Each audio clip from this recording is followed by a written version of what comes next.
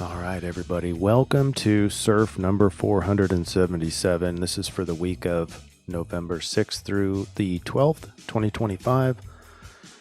I'm titling it The Only Way Out is Through. So for your energy report, you would probably know that the only time you really hear the only way out is through is to basically just accept the emotions that you have, you're experiencing, instead of avoiding it or escaping it or running away, just deal with the problem, right? Well, I'm not necessarily saying there's problems coming up, but the emotions are extremely strong.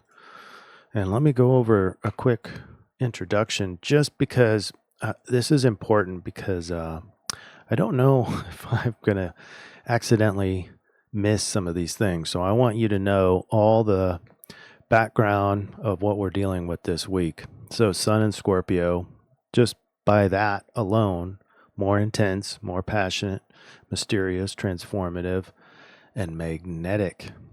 The main sky events, the moon is the waning gibbous, and we'll have a last quarter moon towards the end of our week. We'll have Venus moving into Scorpio. We have Mercury station in retrograde. When Venus gets into Scorpio, it'll square Scorpio's ruler, Pluto. We'll have Mercury conjunct Mars in a retrograde state. I mean, Mercury's retrograde conjunct Mars. Then in the background, so a little more subtle, we have Jupiter stopping stations, Jupiter station. Uranus moves back into Taurus in a retrograde. And as soon as he does, then he sextiles Neptune. We have a grand water trine towards the end of our week. So a lot of emotions there.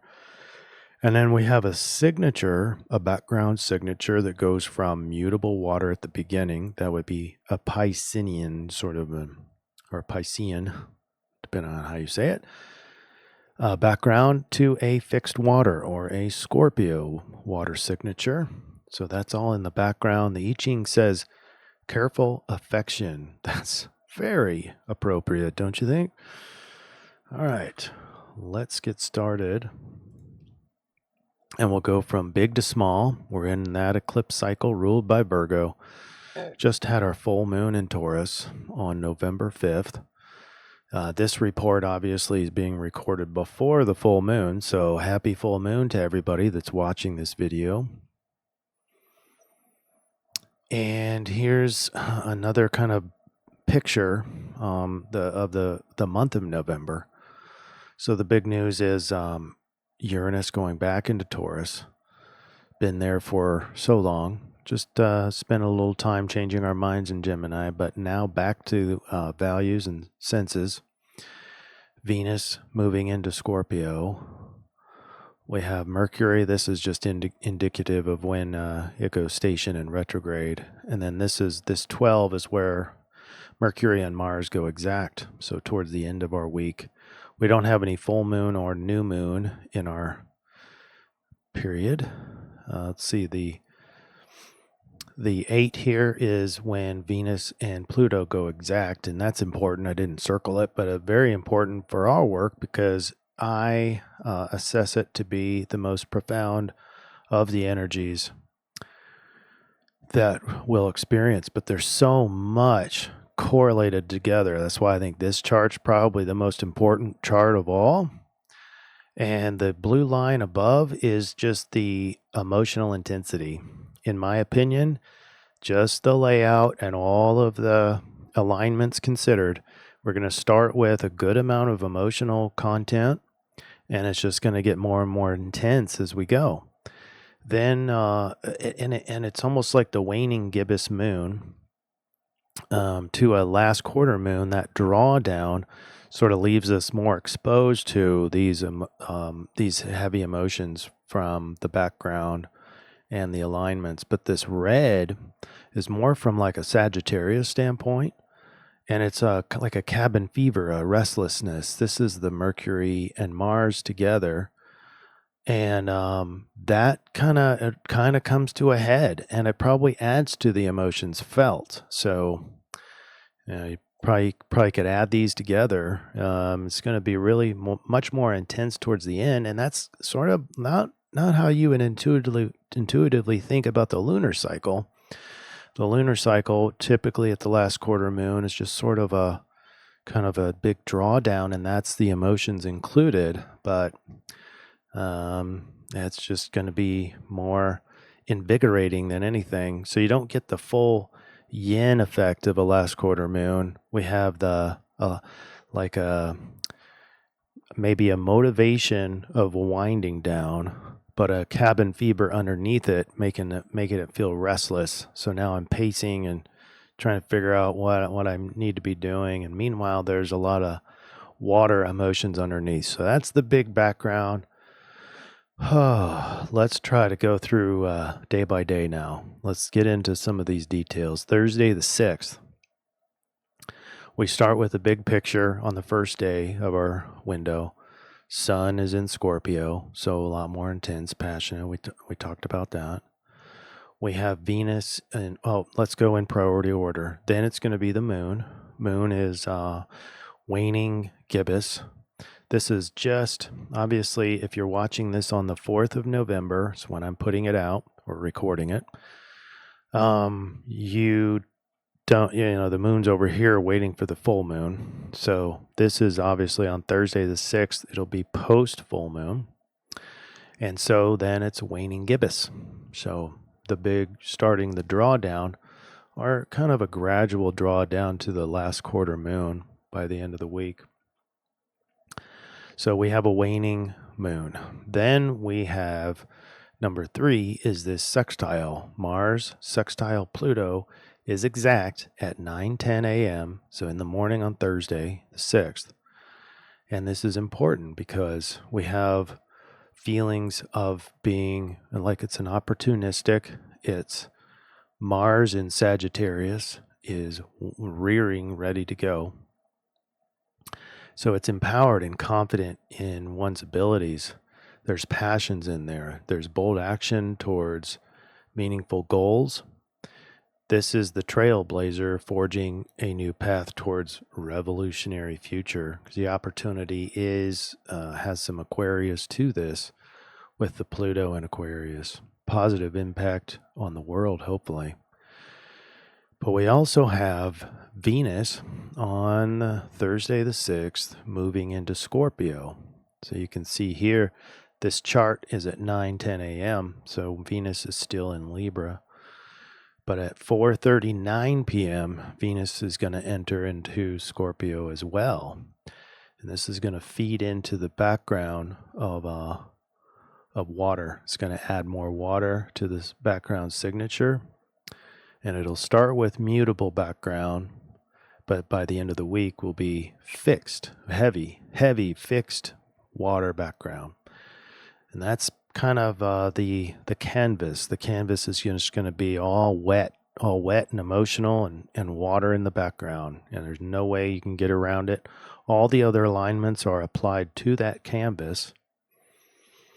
Okay, and Venus, just talking Venus in Scorpio, it's very intensely passionate, deeply devoted to loved ones, craving emotional intimacy, profound sense of yearning for connection, possessive if it gets a little bit too much, which is easy to do. Scorpio gets possessive and protective, intrigued by the mysterious and taboo aspects of love, sensitive to subtle emotional undercurrents and power dynamics. But imagine a dark, enchanted forest filled with secrets and hidden desires. Venus in Scorpio, get ready. This is part of the only way out is through, especially if you're not one that is used to fully appreciating the value of emotions. Or maybe it's so all-encompassing, each emotion just wells out, and we call them emotional. And I'm not saying that's wrong, just sort of a different personality. Okay, Friday the 7th, Uranus retrogrades back into Taurus, and it's at this chart is 8:31 p.m. So in the evening, you can see it here. He is in Taurus. My software doesn't change the color. It's just one of those quirks. But you can see it. It's at 29 degrees, 59.9 minutes of Taurus. So just tipped into Taurus. And so we are reevaluating personal values and resources. We have a change potentially of those. And, especially given that we have been able to look more logically at things. And now we're going to come back and reassess the values and, the real world, things in the material world. So challenging conventional material, what material success means. We're going to be challenging that. And this does feed back into our rave reading a little bit later. Absolutely. In fact, speaking of, the rave reading is based off of this other alignment that happens at 9:43 p.m. So this is just a little over an hour after this chart. Venus and Pluto will go exact in a square. So very, very intense, transformative, relational or romantic undercurrents, deep psychological, maybe struggles, power struggles in relationships is warranted here. Something to look out for anyway. It's this easily, subconsciously attempts to control the other, and especially in the emotional realm. But imagine deep psychological labyrinth filled with hidden truths and revelations, similar to that picture we looked at before. But there's this vulnerability and loss of control in relationships, and that's why do people control? Because they feel out of control. And it could be a situational out of control, and they accidentally transfer that into controlling others and don't even know they're doing it. They're not bad people. They're just trying to get their needs met. They don't even know they have needs. But I'm not saying it's okay. Just be aware that this is uptick on the yearning or maybe the feeling of vulnerability, and hence you may not know that you're feeling out of control until you start seeing yourself controlling everything or other people. So there's that. Saturday the 8th now. I want to focus in on a very subtle background alignment that is taking its time to manifest. This is sextile between Uranus and Neptune that we've been talking about for months, literally, is now going to go exact on November 20th. So we're in this final stage where Uranus, that is also transitioning into previous signs in Taurus, and Neptune, that is recently transitioned signs as well. So they're both in previous signs when we originally talked about them. But this is important. And so from now until November 20th, this alignment is just going to be quietly into the background.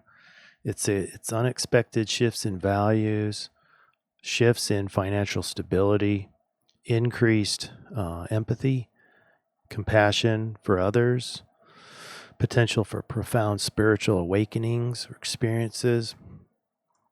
But I think also it's going to be like an artist or a musician channeling divine inspiration into groundbreaking compositions. This alignment is being inspired. There's a divinity in the mess, if you will. And when you get into the flow, it's like being in the middle of the eye of the hurricane. It's chaos out there, but in here, it's inspirational, creative, in the flow, just being in the flow of life. Also, be aware that you see an increase in compassion towards hardship and suffering. You know it more. There's more intuitive and receptive to the subtle energies. You're going to see the divine in nature because there's the material world with Taurus. You can finally get insights about it, but you're seeing the divine, the Neptune in the material world. So look for it, and that'll get stronger and stronger, but still deeply in the subconscious. You have to know what you're looking for. That's why I'm bringing it up. Mercury station begins now on Sunday the 9th at 3 a.m. in the wee hours of the night for most of us. It's then later, then on the 9th at 10:46 p.m., Mercury retrograde will actually commence. So right now we're just in station on this chart anyway, and it's in Sagittarius. So reevaluating philosophies, personal beliefs, revisiting past travel experiences, maybe educational pursuits, maybe delays or miscommunications and long distance communication or connections. Confusion is possible here, doubtful about previously held beliefs, frustrated by delays or setbacks are possible. And then we have Jupiter, which is ironic. Jupiter rules Sagittarius. We had Mercury going station in Jupiter's zodiac sign, and now Jupiter goes station. Now this will take a few days before it finally goes full retrograde, but station is a heightened sense of optimism about the things that you really care about, or the things that are worth protecting, things that you want to nurture. There's an optimism about it, which kind of feeds into that value discussion. Okay. So we have lots of synergy on the values, and we'll talk about that in the rave. But this air of optimism and hope in Jupiter is expanded upon by some Piscean energy, the Sagittarius, pent-up energy, the Sun in Scorpio. There's a lot in pushing this energy, feeding it, okay? But hope is in the air, which is good. All right, here's the last quarter moon. It's in Leo, so it's a lion shedding its old mane, preparing for a new era. It's restless. It's unsatisfied with the current situation. Proud of personal achievements. It's a reflection on the last 3 weeks. Look, there's a pride there. Pride's a great term for the Leo archetype. And it's the square is a call to action, but not a behavioral action, it's a reverse action, if you will. It's a reminder that we're heading into the waning crescent period, which is about rest, rejuvenation, getting your energy ready, getting it for the new moon. And the background, here we have it. We have a fixed water background, so it's a lot more Scorpio. Let's go into Scorpio. No wonder we have lots of water signs in Pisces. We have Sun and Venus, and then in Scorpio, and then Jupiter in Cancer. So grand water trine. And then round out our week with Wednesday the 12th. This is where Mercury retrograde and Mars go exact in a conjunction. And it's in Sagittarius, and it's on the 12th of November at 5:15 p.m. It's a very restless mind. Like mind is racing like a wild horse, mental landscape ablaze with fiery thoughts. So I think a lot of us, especially with those emotions that we're kind of exposed to by the waning crescent, or the waning gibbous, well, now waning crescent, it leaves us restless and easily bored, impulsive, quick-tempered. This Mercury and Mars together is curious and eager for new experiences, very much frustrated by delays or limitations, which is some people think that you get more of those in Mercury retrograde, prone to speaking bluntly or tactlessly, tendency to speak without thinking. So I just expect it. All right, the I-Ching has 54 with change lines 1, 2, and 3. So this evokes complex emotions tied to acceptance, adaptation, and a sense of being out of control of one's circumstances. Line 1 brings feelings of uncertainty and apprehension, as one might sense the need to move forward despite a lack of ideal conditions. Line 2 introduces a bittersweet emotional state, as individuals may feel a mix of hope and resignation, trying to find their place within a situation that may feel imposed upon them. I think you've got the background of fixed water, a background of Scorpio. That's kind of this feeling of imposed, but then you've got this massive grand water trine with Jupiter station. That's this feeling of hope.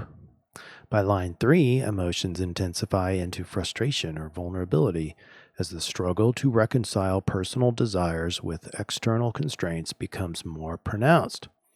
And I'm thinking a lot about the Venus square Pluto. So, which leads us to, let's summarize the influence. Oh, we have an update. Who knew? All right, so all that we talked about, did I miss anything? Probably. Anyway, here's the overview. As the emotional tide remains dominant and powerful, it concedes to a last quarter moon. Scorpio's depths rise, drawing hidden truths and emotions into awareness. This week's layout signals transformation, a time to release old patterns, embrace introspection, and prepare for renewal. Expect deep healing, emotional catharsis, and passionate relational dynamics that may edge into power struggles. Shifting energies accompany Venus and Uranus moving into new signs, while Mercury's station and retrograde invite reflection and recalibration. There are opportunities to transform, but only if you're willing to experience intense emotional clarity at the very core. All right, now it's time for the solutions. One thing to know what to look for, and another thing to know what to do with it. All right, transition. We put the change lines in and you get hexagram 62. Attention to detail. That sounds like Virgo. Consider focusing on the small details and taking careful, deliberate actions. Avoid making grand gestures or taking on ambitious tasks right now. This is all associated with the lunar cycle, the last quarter moon. Recognize the importance of small victories. It doesn't mean stop doing what you're doing. It means take your time, shrink your expectations, do less, and finish things up. Now, how bizarre is this? So that in and of itself is a perfect match to the lunar cycle, but it's the archetype so similar to Virgo. So what we did was, in my opinion, the most powerful alignment here that is correlated with our influence is the Venus square Pluto. So we look at where Venus is going to be to make our conversion chart. And it's in 1 degree 31 Scorpio, that's tropical. That puts us in 50 of the Rave Mandala human design. And it gives us Virgo, Sidereal Virgo. Interesting, eh? All right, so look at 50. Remember I was talking about values? This is the cauldron. And again, we're in the Rave Mandala now, so if you're interested. But all of us unlock this Rave Mandala, which is normally just a very personal, based on your natal chart. But for all of us, Venus is unlocking 50. So that's why we talk about this. And specifically, gate 50, line 6. But big picture, gate 50 is the cauldron, the value of historical continuity, whose traditional values serve and enrich the present and the future. So the goal is to preserve and nurture what truly matters from the past and carry that forward.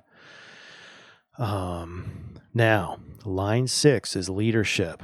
So there's an influence here, but let me read this. This is the increment ruled by Venus, the gift in a position of power to maintain harmony even in severity. What does that mean? The strength to maintain one's values with vigor and continue to have harmonic relationships with others. So what we have is position of power, so leadership, so influence.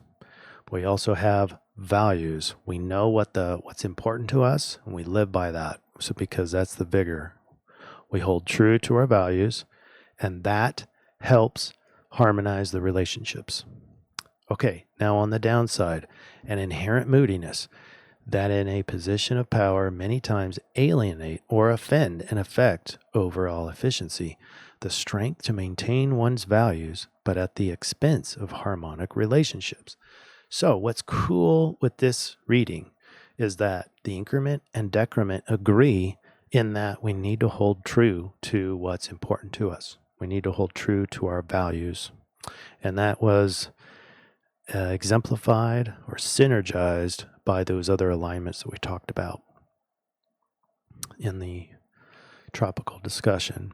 But what changes is, on one hand, sometimes holding true to those values will harmonize the relationship, and other times will destroy the relationships. But what's suggested today, this week, is to really pay attention and hold true to your values,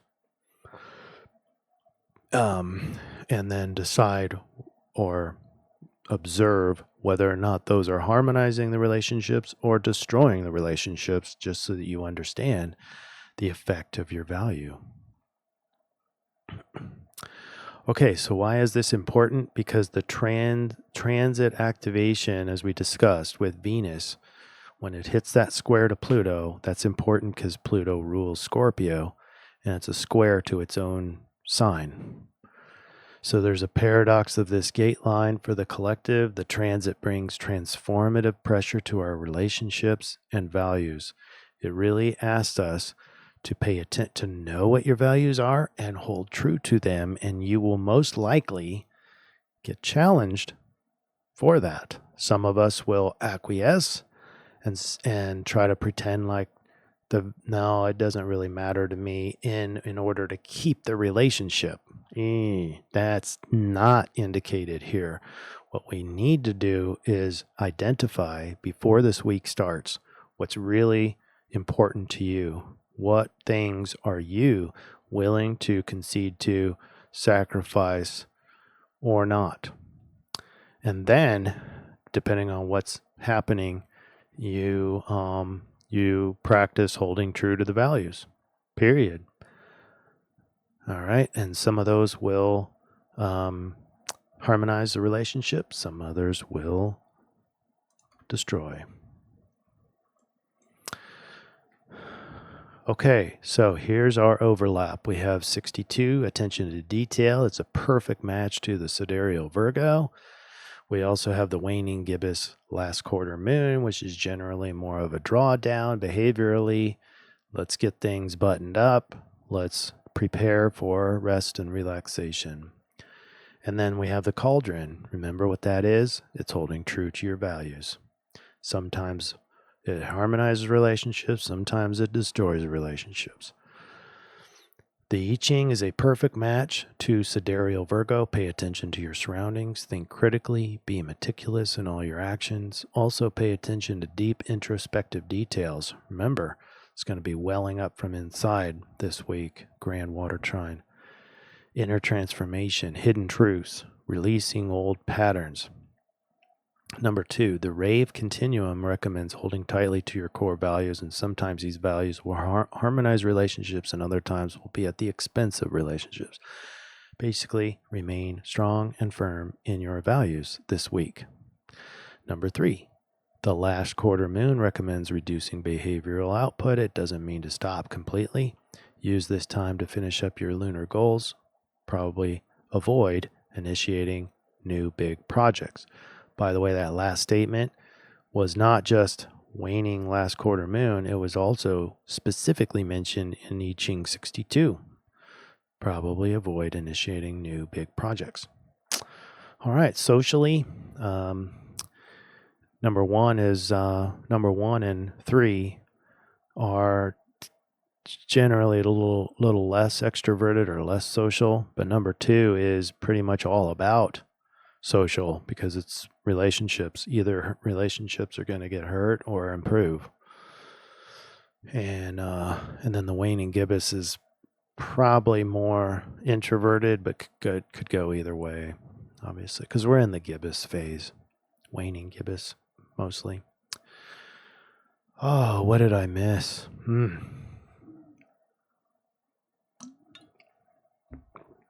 I'm not sure. I think I got everything. Thanks for being here. We'll see you next week. Take care. Namaste.